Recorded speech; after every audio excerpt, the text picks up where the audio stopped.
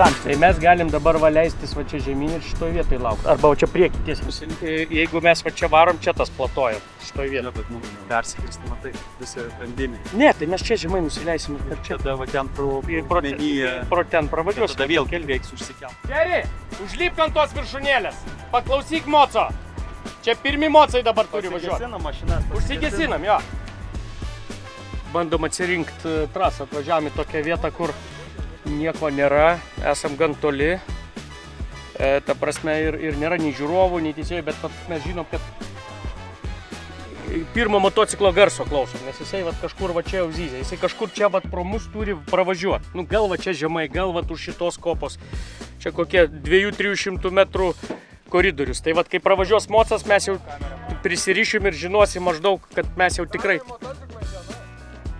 Tai va, tai jie iš tų žemumų va čia kertas ir čia pravažiuoja. Tai mes tada varom į tą pusę. Tai gerai. Tai mes, aiškiai, gerai susiorientavom. Viskas šitoj vietoj.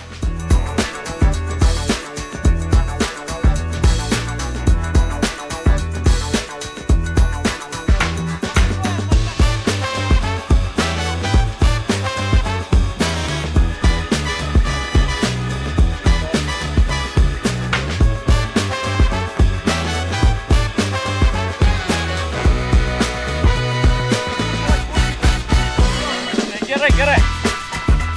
Давай. Вару.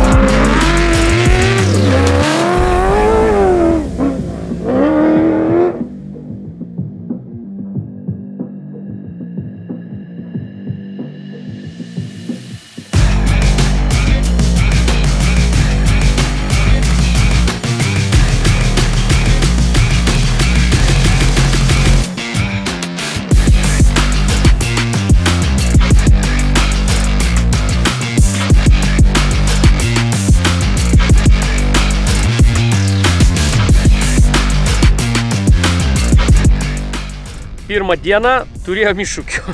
Iššūkiai, na vis dėlto surast tiksliai trasą, mes atvažiavom labai toli, kur nėra žiūrovų ir, nu, tokį tolimiausią tašką pasirinkom, kad jeigu kam nors kas nors atsitiktų, galėtumėm būti šalia ir padėti.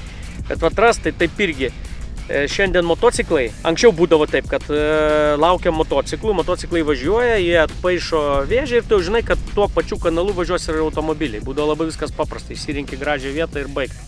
O dabar leidžia taip, motociklai eina šalia kažkur, bet eina nu vis tiek šone, sakysim, pusės kilometro koridorius. Vat maždaug, sakysim, 500 metrų kažkur yra koridoriukas motociklo, automobilių yra, na, kitam šone.